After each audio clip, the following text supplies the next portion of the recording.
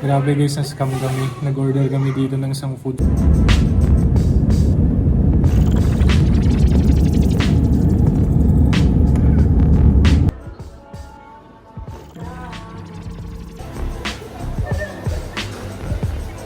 Pero bago yan, gusto ko muna magpakilala sa inyo. Ako nga pala si Brother Lino, isang content creator, a book author, a public speaker, a real estate consultant, and as of right now, I'm starting my business, a car rental business. And I'm sharing my journey through my playlist. Pwede niyang panoorin dito. So kung gusto mo mag-grow about negosyo, mindset, at mag-explore ng iba't ibang experience sa buhay, make sure to subscribe to this channel at ako nang bahala sa'yo. Good morning. So it's past 12 p.m. and kagigising lang namin.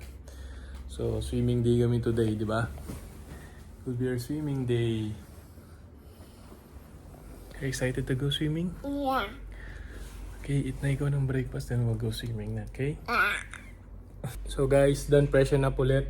At this time mag-swimming naman na kami sa baba. Dito sa pinagstayan namin sa K-Venue here in Halan, Cyber City. If gusto nyo makita yung room tour nun, panoorin nyo sa naunang video. Pero for now kasi, sikat kasi itong staycation place na to. Dahil ito yung merong water park. So ayun yung experience namin today. Kasama si Lia. So ayun talaga yung parang unique selling proposition nila. And may experience na namin right now. So tara, sige!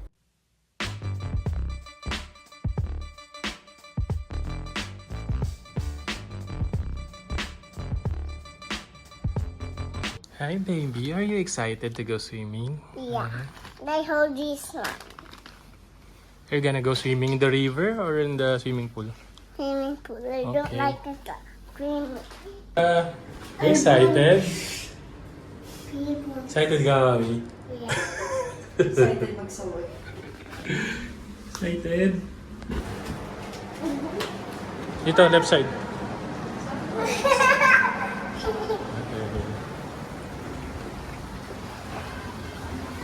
Okay. So, meron din. They have locker room in here. So, pili lang ako na number. Ano ba? Ito na, 13. Oo. So, I thought ito yung gagamitin namin for the locker pero hindi pala. Supposedly, meron kaming kunin dito sa kabila.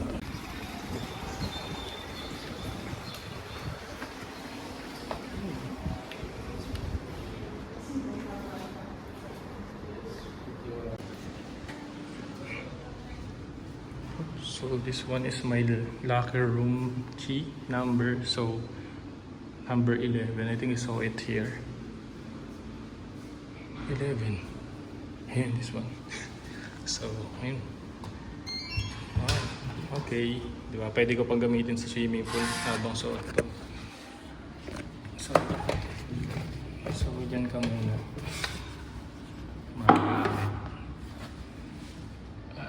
Salamin. So, mamaya, bye-bye. This one is shower areas. So, wala tayong shower.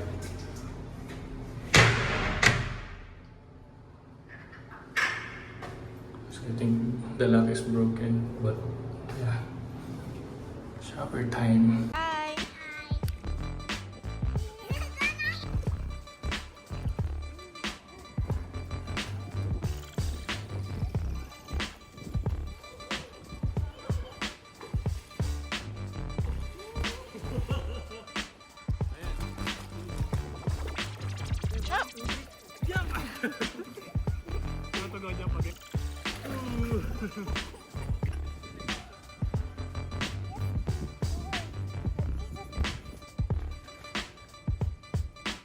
So tambay muna sa gilid yung mga person dahil ayaw namin mangitim. Yung anak namin nandun sa slide naglalaro.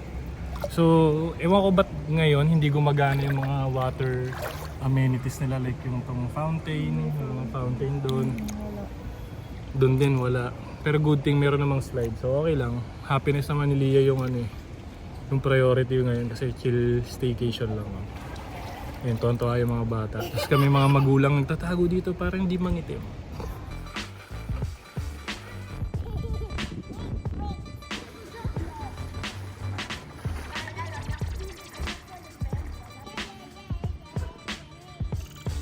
Okay guys, so katatapos na mag-swimming. Actually medyo kanina pa. It's 4:40 p.m. At gutom na kami.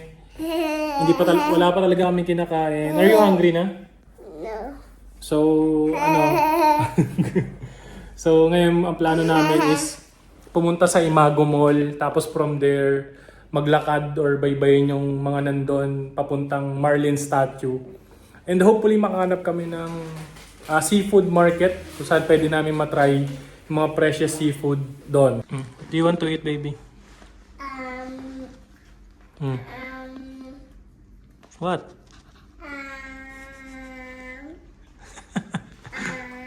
So silly.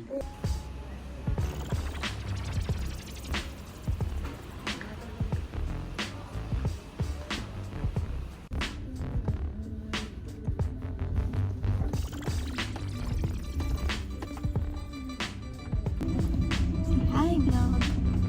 Hi. My teeth must me and maybe higher than that. So I wish you do out all day, going all day. Do do do do. I wish you do out all day, going all day.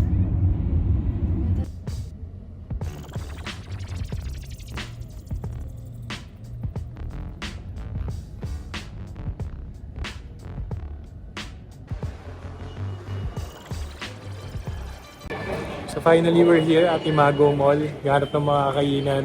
May mga brand din na pang Pinoy dito. May Zeus Coffee, nagulat kami meron. May H&M and merong Uniqlo. So hanap lang kami ng mga kainan. Then gala sa labas after. Gutom na, oh.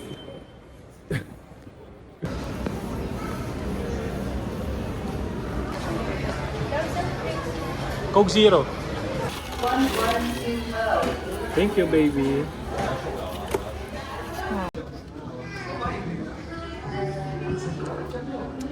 No, sarap naman. Ako naman. So, bagong Discovery guys, Four Fingers dito sa Malaysia. Try natin yung price nila. Seaweed fries. Sarap. Parang lasang isda yung flavor. And this one naman try natin. Chicken na. Sarap din. Punta, proceed.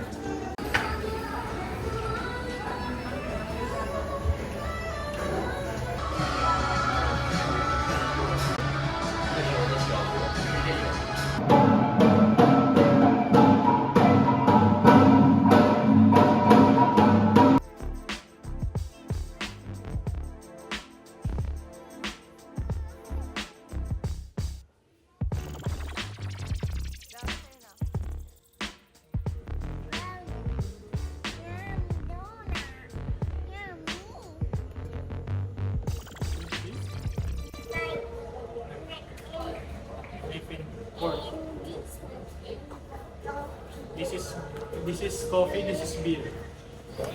And it's not good for you.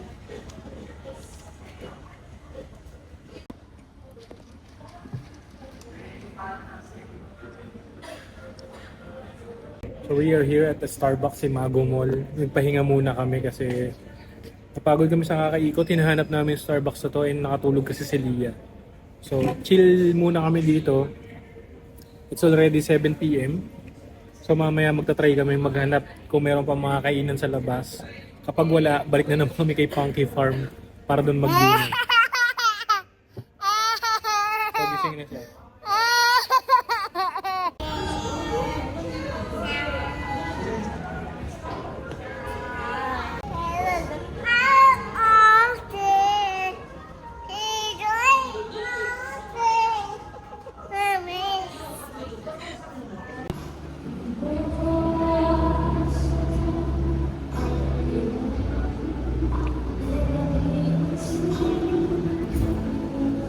So stranded kami guys. Punta sana kami ng seafood market doon sa labas something dito sa Imago Mall.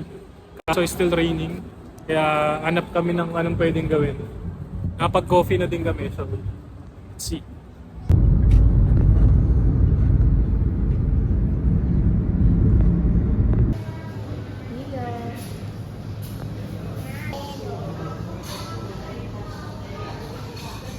So guys, late dinner kami dito sa Coping Ping Cafe. And nagtry lang kami ng anong pwedeng order. Pagod na rin. So tomorrow magpapack up kami, lilipat kami sa ibang condo. So yun yung muna yung update namin ngayon, kakain na kami. Grabe guys, na-scam kami. Nag-order kami dito ng isang food, sobrang laki pala. Imagine guys, ito, isang order lang. Sobrang laki. Hindi mo namang servings yan.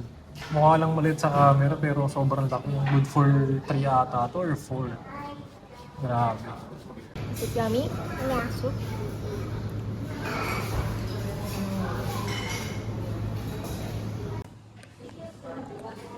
So anong tawag yan? Watanho. This is Watanho noodles. Sikat daw sa Malaysia, Chinese dish na may flat noodles. Tapos ganyan, parang medyo may soup. Ano? Ang lasa. Egg drop soup. Something parang ganun. Pero may noodles. So for me guys, ito yung in-order ko. Nasi lemak, may chicken, parang dilis, nuts, egg. So yun yung kakainin ko for today. Dahil merong babying umaasa sa rice eh. So kain na kami. So capping up day 2 here in Kota Kinabalu, AK Avenue. For day 2, ang ginawa lang namin unang-una pagising namin since tanghali na. Nag-start lang kami mag-swimming, in-enjoy lang namin swimming. Hindi na rin ako nakapag-gym. And then after that, we grab our late lunch sa Imago Mall. Nagpunta kami ng Imago Mall. Nagkaroon ako ng chance makita yung kalsada sa Malaysia, kung ano pa yung mga pwedeng makita. And at the same time, yung culture din. Nakakatuwa lang din maglibot sa mall ng Imago. Madami kang pwedeng bilhin actually. Madami kang pwedeng kainan. So nag-try lang din kami kumain sa Four Fingers. It's actually not in the Philippines pa. Parang wala pa siya sa Pilipinas. Pero dito masarap naman, para siyang bonchon. And then after that, libot-libot konti, nakapag-shopping pa. And nagkape din sa Starbucks, which is parang mas mura ng konti. Hindi ko alam kung ako lang, pero parang mas mura sa mga natatry ko sa Pilipinas. And then after that, hanap pa sana kami ng kakainan kaso sobrang lakas ng ulan. So we went home already dito sa K Avenue. And nandito na ulit kami sa place namin. And right now, mag-i-impake na lang kami. And tomorrow will be another day. So, ang ginawa lang namin, pinakalas pala kumain kami sa tapat ng condo namin. Coffee Ping, yung Coffee Ping Cafe. Sobrang sarap ng pagkain doon sa kanila.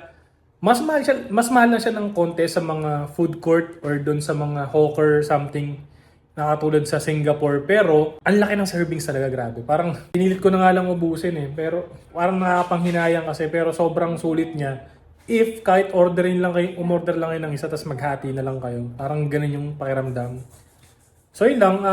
Capping up this day 2. Tomorrow will be day 3. So, if gusto mo pa malaman ang mangyayari next, just follow this video.